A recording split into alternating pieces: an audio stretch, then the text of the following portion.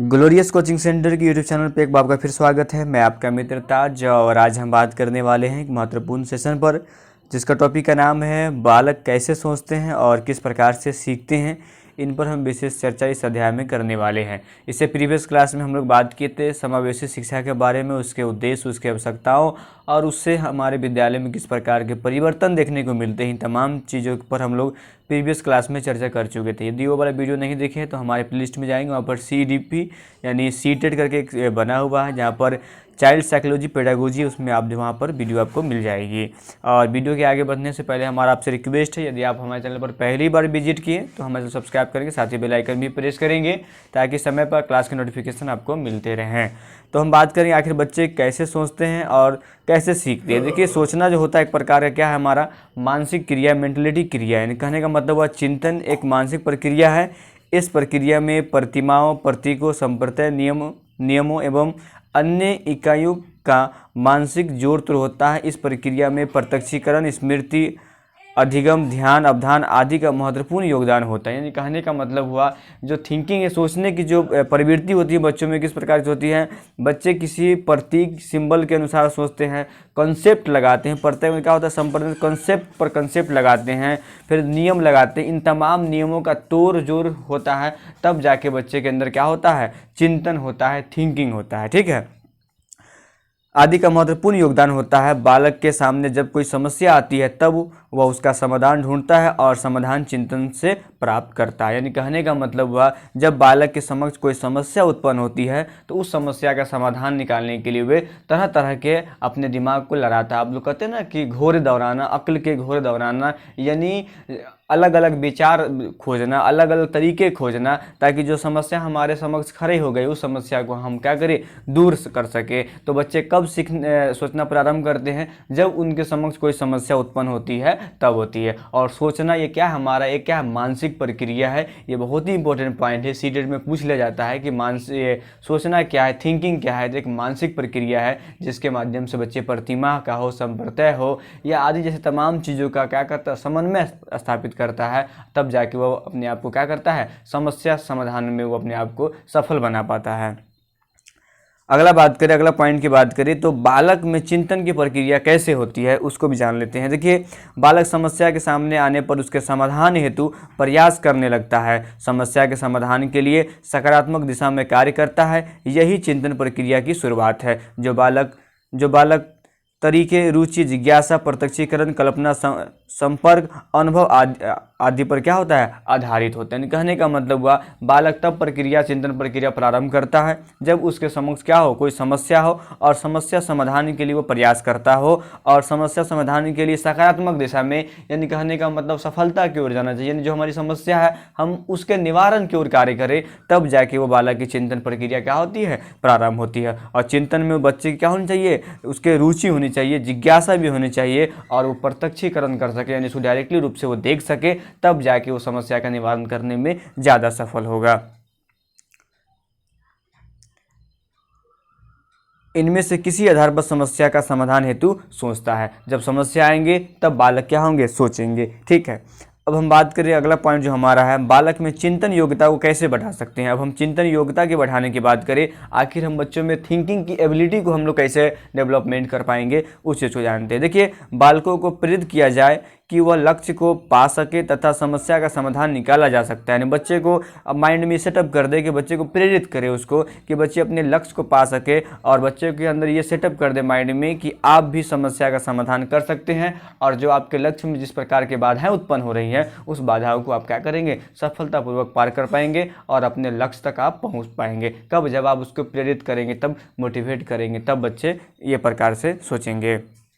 आगे बात करें उसी पॉइंट में, अगर बढ़ाने की बात करें तो बालकों में आत्मविश्वास को बढ़ाना चाहिए तथा उसमें धनात्मक मनोवृत्ति का विकास करना चाहिए। आत्मविश्वास पर बार बार चर्चा की जाती है कि बच्चों के अंदर आत्मविश्वास को बढ़ाए, उसके जो ये है मतलब उसके जो सोचने की क्षमता है उसको आप सेल्फ जो उसका है उसको डेवलपमेंट करें, ताकि बच्चे खुद पर निर्भर रहें और तब जाके उसके मनोवृत्ति जो होंगी, जो उसके जिज्ञासा होंगे, वो चीज़ में क्या होगी, प्रवृत्ति में प्रबलता आएगी, तब जाके बच्चे अपने थिंकिंग को और मजबूती देने में सक्षम हो जाएंगे।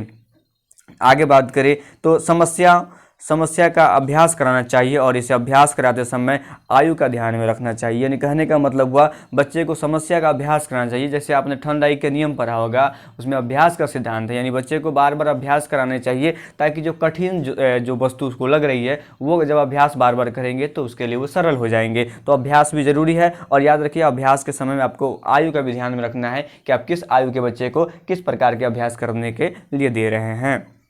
आगे बात करें, रुचि के विकास पर भी ध्यान देना है आपको। रुचि के विकास पर भी ध्यान आपको देना है कि बच्चे क्या इंटरेस्ट है, किस चीज़ में और किस विधि से पढ़ने में वो ज़्यादा सक्षम है, वैसी विधि का प्रयोग करेंगे तब जाके उसके थिंकिंग लेवल में क्या होगी, वृद्धि होगी। और उत्तरदायित्व की बात करें, उत्तरदायित्व की भावना को समझाना चाहिए, जो उसकी रिस्पॉन्सिबिलिटी है, क्योंकि बच्चा पढ़ने का मेन तात्पर्य किताबी ज्ञान नहीं बल्कि उसकी जिम्मेदारियाँ हैं। उन जिम्मेदारियों के बारे में वो खुद समझें तब जाके बच्चे अच्छे एक वयस्क के रूप में वो सोच सकेंगे। आगे बात करें, तर्क वाद विवाद उसके में संगोष्ठ की समूह परिचर्चा और उनमें उनकी भागीदारी करना, यानी ऐसे चर्चा तर्क भरा हो, लॉजिक भरा हो, वाद विवाद हो, संगोष्ठी हो, समूह चर्चा हो, ग्रुप डिस्कशन हो, ये तमाम चीज़ कराएंगे तो बच्चों के जो थिंकिंग लेवल है उसमें भी क्या होगी, इंक्रीज होगी। और तब जाके बच्चे मतलब अच्छे ढंग से अपने आप को क्या करेंगे, एस्टेब्लिश कर पाएंगे और उनकी जो सोचने के तरीके हैं उसमें भी दृढ़ता आ जाएगी। अब हम अगला पॉइंट बात करेंगे, ये भी बहुत इंपॉर्टेंट है, जो अक्सर पूछे जाते हैं एग्जाम में। अगर हम बात करें बालक कैसे अधिगम करता है, आखिर बच्चे कैसे सीखता है। अधिगम का मतलब होता है लर्निंग, और लर्निंग को हम लोग सीखना कहते हैं। अगर हम बच्चे की बात करें तो आमतौर पर आप भी बच्चे होंगे और हो सकता है कि आप अध्यापक होंगे, तो आपने भी सीखना प्रारंभ किया होगा। तो सीखने के दौरान हम लोग बहुत सारी गलतियां करते हैं तब जाके सीखते हैं, और सीखने के लिए बहुत सारा है, क्योंकि सीखना एक सार्वभौमिक प्रक्रिया है और हम कहीं भी किसी भी स्थल पर हम जाके कुछ ना कुछ नया सीखते रहते हैं। तो सीखने में हमारे कौन कौन से तथ्य जो हमारे सहायक साबित होते हैं उन चीज़ों पर हम इस अध्याय में चर्चा करेंगे। देखिए बात करें तो बालक, परिवार, आस पड़ोस, साथी, पड़ोस में यह होता रहा, पड़ोस में आस पड़ोस की बात करें, साथी की बात करें, समूह, स्कूल, शिक्षक और अपने अनुभव आदि के माध्यम से अधिगम करता है। देखिए बालक कहा जाता है कि बालक जो होता है अपने परिवार के सदस्य की बात करें या आस पड़ोस की बात करें या साथी की बात, इसके साथ वो खेलना पसंद करता है। और स्कूल हुआ, समूह हुआ, शिक्षक हुआ, पाठ्य पुस्तक हुआ, ये तमाम चीज़ जो है उसको अधिगम करने में सहायक साबित होता है।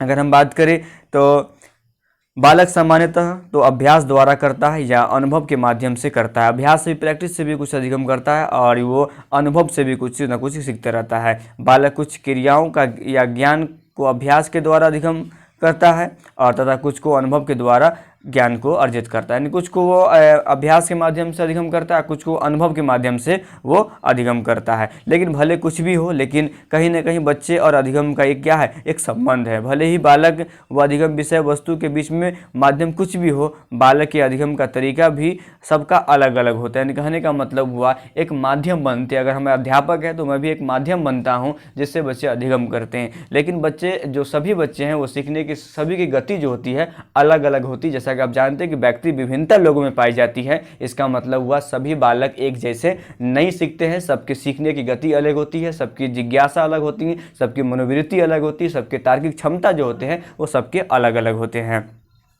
अगर हम बात करें जिन बालकों के आईक्यू की बात करें तो आप जानते हैं जिन बालक के आईक्यू का स्तर होता है वो बच्चे क्या करते हैं, समझकर सीखते हैं। यानी कहने का समझकर सीखना पसंद करते हैं। वही कम आईक्यू वाले बालक उसे रटकर सीखना पसंद करते हैं। आमतौर पर देखे होंगे कुछ आपके सहपाठी होंगे वो अधिक बल देते होंगे रटना पर, लेकिन रटना जो होता है वो अधिगम का सबसे खराब और कहे तो सबसे ख़त्म कह सकते हैं या सबसे कह सकते हैं जो सबसे घटिया जो कहते हैं वो अधिगम का एक रूप है रटकर। क्योंकि रटते हैं तो एक हम उसके मेन तथ्य को नहीं बल्कि उसके शब्दों को हम रटते हैं, बल्कि उसके तथ्य को हम समझने का प्रयास नहीं करते हैं। तो वो छात्र करते हैं जिसका आईक्यू लेवल कम होता है, वो छात्र क्या करते हैं, रटने पर जोर देते हैं। और जिसका आईक्यू लेवल ज़्यादा होता है वो क्या करते हैं, उसको समझ कर पढ़ते हैं। और कहावत है जब हम समझ कर पढ़ेंगे तो हमारे मस्तिष्क में दीर्घ आयु काल तक वो हमारे मस्तिष्क में क्या होंगे, सेटअप हो जाएंगे। लेकिन हम रटने पर जोर देते हैं तो 2-4 मंथ के पश्चात में हमारे माइंड से क्या होंगे, विलुप्त हो जाएंगे, उसको हम भूल जाएंगे। इस चीज़ पर ध्यान दीजिएगा। आगे बात करें हम तो बालक प्रयास व त्रुटि के द्वारा भी सीखता है। देखिए त्रुटि यहाँ पर गलत है, इसको ठीक करिए, त्रुटि से होता है तो त्रुटि की बात करें तो प्रयास और त्रुटि के द्वारा सीखते हैं, यानी बच्चे गलती करते हैं। आमतौर पर अगर कोई बच्चे गलती करते हैं तो कहीं ना कहीं बच्चे सीखने की ओर अग्रसर हो रहे हैं। तो ये हमारा क्या है, अधिगम का ही एक भाग है, त्रुटि करना यानी गलती करना। प्रयास व त्रुटि के सिद्धांत की बात करें, यहाँ पे त्रुटि देख लीजिएगा, शब्द त्रुटि गलत है। तो त्रुटि का सिद्धांत जो है वो कौन दिया था, थॉर्नडाइक दिया था। कौन दिया था, थॉर्नडाइक दिया था। आप इसको भली बात इसके बारे में भी जानते होंगे। तो ये अधिगम किस प्रकार से करते हैं उसके बारे में इन्होंने बहुत भली बात ही बताया था। एक बिल्ली को पिंजरे में बंद कर दिया था, भूखी बिल्ली, और मछली का एक टुकड़ा उसके सामने लटका दिया गया था। बहुत जिद्दोजहद के बाद में वो पिंजरे से बाहर निकलती है और बिल्ली जो होती है वो चूहा को खा जाती है। इस प्रकार के सारे नियम है जो आप जानते भी होंगे, नहीं तो इसके बारे में हम आपको आगे बताने वाले हैं। तो थॉर्नडाइक द्वारा दिया गया था, जिसमें तत्परता, अभ्यास तथा प्रभाव का नियम शामिल है। देखिए तत्परता, तीन चीज़ यहाँ पर आया थॉर्नडाइक के नियम, तत्परता और अभ्यास और प्रभाव का नियम। देखिए तत्परता का मतलब होता है जब तक आपके अंदर उस ललक ना हो, ललक करने का मतलब उस कार्य करने के लिए अपने अंदर ऊर्जा ना हो, आप उसके लिए तत्पर ना हो, तैयार ना हो, तब तक आप किसी चीज़ को नहीं कर सकते हैं। और अभ्यास का बात कहा तो आप जब कोई भी चीज़ नया शुरुआत करते हैं तो आपके लिए कठिन होता है, लेकिन जब उसको 2-4 मतलब अभ्यास कर लेते हैं, जब उसकी प्रैक्टिस कर लेते हैं तो आपके लिए वो सरल हो जाता है। और प्रभाव, जब कोई भी अधिगम जब करते हैं, जब हमारे लिए प्रभावित कब होता है, जब उसको हम बेहतर से सीखते हैं और उसको हम अपने जीवन में प्रयोग करते हैं, तब वही वो अधिगम जो होता है हमारे लिए प्रभावी अधिगम कहलाता है, इफेक्टिव लर्निंग कहलाता है, जब उसका अपने जीवन में प्रयोग कर पाते हैं। तो तत्परता और अभ्यास और प्रभाव, ये तीन चीज़ इंपॉर्टेंट है जो हमारे थॉर्नडाइक के नियम से हमको सीखने को मिलता है। और थॉर्नडाइक ने प्रयोग कहाँ किया था, तो बिल्ली पर किया था प्रयोग। इस चीज़ को अपने माइंड में आप रखेंगे। नेक्स्ट बात करें तो बालक में अन्वेषण, देखिए अन्वेषण भी गलत है, लिख लीजिएगा। अन्वेषण ऐसे होता है, इसका मतलब होता है खोजना, है कि नहीं, और इसी को वैज्ञानिक विधि भी कहा जाता है, अन्वेषण भी कहा जाता है इसको, ठीक है। तो अन्वेषण विधि की बात करें तो सीखने में भी देखा जा सकता है, इन तमाम चीज़ों के माध्यम से बालक अधिगम करता है। ये तमाम चीज़ जब वो अपने प्रक्रिया में शामिल करता है तो वो अधिगम करता है, ठीक है। आगे बात करें, अगर हम बात करें विद्यालय में बच्चे असफल क्यों होते हैं, ये भी बात बहुत इंपॉर्टेंट है। बच्चे के असफल होने की क्या क्या कारण है, आखिर शिक्षक प्रणाली, हमारी जो शिक्षण प्रणाली जो है वो किस प्रकार से काम कर रही है, आखिर उसमें त्रुटिपूर्ण है या हम एज ए टीचर उसको बेहतर ढंग से पढ़ा नहीं पा रहे हैं कि बच्चे असफल हो रहे हैं। तीन चीज़ पर हम अब बात करने वाले हैं, यानी बालक विद्यालय उपलब्धि में क्यों और कैसे असफल हो रहे हैं, क्यों फेल हो रहे हैं, इसके बारे में हम लोग जानेंगे। देखिए अगर हम बात करें बालक स्कूल में क्यों असफल होते हैं, यूँ कहें कि क्यों फेल होते हैं, तो कुछ कारण प्रत्यक्ष रूप से स्पष्ट दिखाई पड़ते हैं जो निम्नलिखित है। स्पष्ट रूप से दिखाई पड़ते हैं वो क्या है, निम्नलिखित है। अब इसके बारे में हम चर्चा करेंगे। पहली बात है अभ्यास में कमी। लोग कहा जाता है कि अभ्यास बहुत इंपॉर्टेंट है। आपने वरदराज की कहानी आपने सुना ही होगा, जब बालक वो जब आश्रम छोड़ के, मठ छोड़ के जब बाहर अपने घर की ओर वापसी करने लगता है तो एक मटका में, एक कुआं के पास जब ठहरता है तो एक देखती महिला को एक रस्सी जो कोमल होता है, बार बार रसाने के कारण क्या होता है, कुआं के पत्थर पर निशान हो जाता है। तो वहाँ पर से उसको एक संदेश मिलता है कि अगर हम बार बार अभ्यास करेंगे तो जो चीज़ हमको कठिन लगता है वो एक दिन क्या होगा, सरल हो जाएगा। फिर वहाँ से पुनः वापसी होता है और फिर वो मेहनत करके वो आगे बढ़ता है। तो वो चीज़ यहाँ पर अभ्यास की कमी बहुत इंपॉर्टेंट है। जब बच्चे असफल होते हैं उनमें से एक कारण अभ्यास में की कमी भी होती है। बालक यदि अर्जित ज्ञान का अभ्यास नहीं करेगा तो स्मृति से बहुत सारी बातें विलोपित होने लगती है। वही अगर अभ्यास किया जाए तो स्मृति में चिन्हित बने रहते हैं। यानी कहने का मतलब हुआ, कुछ चीज़ अगर हम सीखते हैं, अगर उसकी हम पुनरावृत्ति नहीं करते, अभ्यास घर पर नहीं करते हैं, अगर कोई बालक स्कूल विद्यालय में पढ़ के तो जाता है लेकिन घर पर अभ्यास नहीं करता है तो उसका पढ़ा हुआ चीज़ क्या हो, उसके माइंड से विलोपित हो जाएगा, समाप्त हो जाएगा। उस परिस्थिति में कब, जब अभ्यास नहीं करेगा तब। लेकिन हाँ, अभ्यास बच्चे करते हैं तो उसके माइंड में क्या, वो चिन्हित हो जाएगा, सेटअप बैठ जाएगा और वो लंबे समय तक उस चीज़ को अपने माइंड में रख पाए। इसलिए अभ्यास की कमी असफलता की सबसे बड़ी कारण के रूप में उसको देखा जाता है। सेकेंड बात करें तो सेकेंड हमारा क्या पर है, उचित प्रेरणा और मार्गदर्शन का अभाव। बहुत ज़रूरी है कि आप प्रेरित करें बच्चों को और एक सही दिशा दिखाने का प्रयास करें, एक मार्गदर्शन का प्रयास करें कि आखिर बच्चे असफल क्यों हो रहे हैं और सफलता के लिए बच्चे को किस प्रकार का काम करना चाहिए, उस चीज़ को आप बच्चों को बताएं। बालक यदि लक्ष्य के प्रति प्रेरित नहीं होता है तो निश्चित ही फिर लक्ष्य प्राप्ति में कठिनाई होती है। इतना ही नहीं, उचित प्रेरणा के साथ सही मार्गदर्शन भी प्रदान किया जाना चाहिए जिस पर चलकर लक्ष्य तक पहुंचा जा सके। आप अध्यापक हैं तो आपको लक्ष्य के बारे में पता है और लक्ष्य में किस प्रकार की कठिनाई का सामना करना पड़ता है, इन तमाम चीज़ से आप अवगत है। तो एक शिक्षार्थी को भी इस चीज़ के बारे में बताएं, तब जाके बच्चे उसमें बहुत बेहतर ढंग से काम करेंगे। तो आप सबसे पहले बच्चे को प्रेरित करें और लक्ष्य के बारे में बताएं और लक्ष्य में किस प्रकार से बाधाएं उत्पन्न होते हैं उनसे भी उनको अवगत कराएं, तब जाके बच्चे उसमें बेहतर और एक शक्ति के रूप में और एक क्या बोलते हैं, उत्साह जुनून के साथ में शिक्षण अधिगम में वो भाग लेंगे। तीसरा बात करें तो तीसरा इंपॉर्टेंट है बौद्धिक क्षमता की बात करें। अगर हम मेंटलिटी उसकी कैपेसिटी की बात करें तो ये भी बहुत इंपॉर्टेंट रहता है। अगर बच्चे का मेंटलिबिलिटी और बौद्धिक क्षमता अगर बेहतर है तो बच्चे ज़्यादा कारगर होते हैं किसी सब्जेक्ट विषय को पढ़ने में और उसको समझने में ज़्यादा इफेक्टिव होते हैं अन्य छात्रों के अपेक्षा। अगर बालक में यदि बौद्धिक क्षमता की कमी हो तो वे सीधे सरल प्रश्नों का जवाब तो आसानी से रट कर दे पाते हैं। ये देखिए कहने का मतलब हुआ जिनकी बौद्धिक क्षमता कम होती है वो आसान प्रश्न को तो वो रट कर दे देते हैं, लेकिन अगर ज़्यादा लंबा हो तो वहाँ पर क्या करते हैं वो उसको नहीं रट पाते हैं। लेकिन तार्किक प्रश्न या जोर घुमाव प्रश्न जैसे कठिन प्रश्नों में भी कहते हैं का जवाब देने में उसके लिए कठिनाई का सामना करते हैं या वो कठिनाई का सामना करने के साथ साथ वो उसका उत्तर नहीं दे पाते हैं। तो ये चीज़ यहाँ पर देखा गया जब उसकी बौद्धिक क्षमता कम होगा तब। नेक्स्ट बात करें, नेक्स्ट हमारा है मनोवृत्ति और आत्मविश्वास। क्या है इंपॉर्टेंट? मनोवृत्ति। मनोवृत्ति का मतलब होता है उसकी क्या पसंद है, किस प्रकार के सोच रखते हैं, उनकी क्या जिज्ञासा है, क्या उनकी मनोवृत्ति है, ये तमाम चीज़। और आत्मविश्वास आप लोग समझ रहे हैं, उसका सेल्फ कॉन्फिडेंस जो होता है उसको हम लोग आत्मविश्वास कहते हैं। किसी भी लक्ष्य को पाने या सफलता प्राप्त करने के लिए आत्मविश्वास तथा सकारात्मक मनोवृत्ति का होना जरूरी है और इसकी कमी से असफलता की प्रतिशत बढ़ता जा रहा है। अगर बच्चे के अंदर मनोवृत्ति ना हो और आत्मविश्वास में कमी हो, सेल्फ उसके क्या बोलते हैं, अगर उसमें भी कमी हो जाएगा तो बच्चे कहीं ना कहीं क्या होगा, उसके सकारात्मक जो होंगे वो नकारात्मक में परिवर्तन होंगे और इसके कारण असफलता की जो प्रतिशत है वो उसमें क्या होंगे, बढ़ती जाएगी। तो हम लोग को सेल्फ कॉन्फिडेंस होना बहुत ज़रूरी है।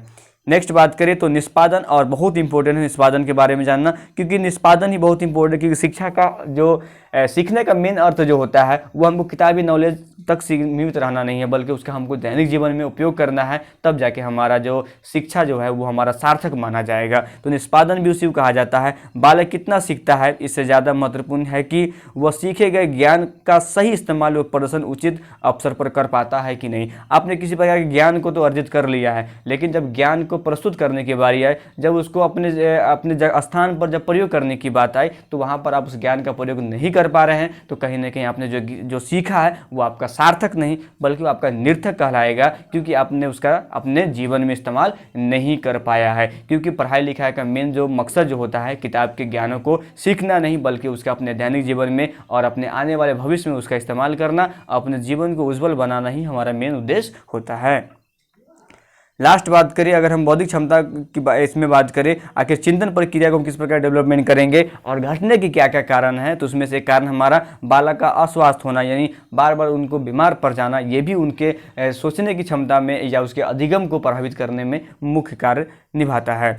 बालक शारीरिक व मानसिक रूप से स्वस्थ होगा तभी सफलता की दर अधिक होगी, अन्यथा वो अपनी पूरी योग्यता स्मृति का सही इस्तेमाल नहीं कर पाएगा। यानी बच्चे का स्वास्थ्य होना भी जरूरी। अगर बार बार बीमार पड़ रहा है उससे मानसिक जो उसकी क्षमता होंगी उसमें भी कमी आएगी और जो उन्होंने पढ़ा है उसकी स्मृति जो होगी, याद करने की क्षमता होगी, वो भी कमती जाएगी और अंत वो क्या हो जाएंगे, कमज़ोर होते जाएंगे। लास्ट बात करें, इसमें एक इंपॉर्टेंट बात जो हम आप लोग के लिए मेंशन किए हैं कि देखिए जहाँ तक संभव अभी वर्तमान समय की बात करें तो एक चीज़ हम जानते हैं कि अभी वर्तमान समय में जो शिक्षा प्रणाली है वो हमारा बाल केंद्रित शिक्षा प्रणाली यानी चाइल्ड सेंटर्ड एजुकेशन है। लेकिन उसमें क्या क्या बात कही गई इसको भी हम लोग जान लेते हैं। जहाँ तक संभव हो विद्यालय व शिक्षक को ऐसी व्यवस्था करनी चाहिए जिससे छात्र असफल ना हो। यानी एज ए टीचर और जो विद्यालय के मैनेजमेंट डायरेक्टर जो होते हैं उनको इस प्रकार की मैनेजमेंट करना है कि बच्चे असफल ना हो, क्योंकि वर्तमान में बाल केंद्रित शिक्षा का दौर है और ऐसे में प्रत्येक बालक पर ध्यान केंद्रित करने की व्यवस्था बनानी होगी। यानी कहने का मतलब ऐसी व्यवस्था करनी पड़ेगी जहां पर हम प्रत्येक बालक को देख सके और प्रत्येक बालक की समस्या को हम लोग जान सके। इसका अर्थ यह नहीं लेना चाहिए कि बालक को गैर कानूनी तरीके से पास कराया जाए। यानी कहने का मतलब हुआ कि बाल केंद्रित शिक्षा है, इसका मतलब ये नहीं कि सभी बच्चे पास हो तो पास होने के लिए हम शिक्षण न देके, बल्कि गैर कानूनी धांधली करके, चीटिंग करके, चोरी करा के इस प्रकार से उसको हम पास नहीं कराएंगे, बल्कि उसको हम उचित मार्गदर्शन देके, उचित शिक्षण विधि लागू करके और बच्चे को हम लोग आगे की ओर बढ़ाने का प्रयास करेंगे। यही हमारा बाल केंद्रित शिक्षा कहलाता है। बल्कि व्यवस्था ऐसी हो कि वह पास करने के लिए स्वयं सक्षम हो जाए। बच्चे को पर मेहनत करना है टीचर को, ताकि बच्चे क्या हो जाए, सफल हो जाए, बल्कि उसको गैर कानूनी ढंग से उसको पास नहीं कराया जाएगा। आई होप कि इसको आप बढ़िया से समझ गए होंगे। और बहुत ही इंपॉर्टेंट है कि बच्चे किस प्रकार से सोचते हैं, कब सोचते हैं, जब बच्चे के पास कोई समस्या उत्पन्न होती है तो उसके निवारण के लिए तरह तरह विचार अपने मन में उत्पन्न करते हैं और विचार के माध्यम से बच्चे अपने क्या करते हैं, उस समस्या का समाधान निकालने में सफल हो जाते हैं। आई होप कि आपको पूरा समझ में आ गया होगा। नेक्स्ट वीडियो में आएंगे तो बहुत सारे क्वेश्चन आपके लिए इसे लेके आएंगे। तब तक कितने हम जाइए, जय हिंद जय भारत।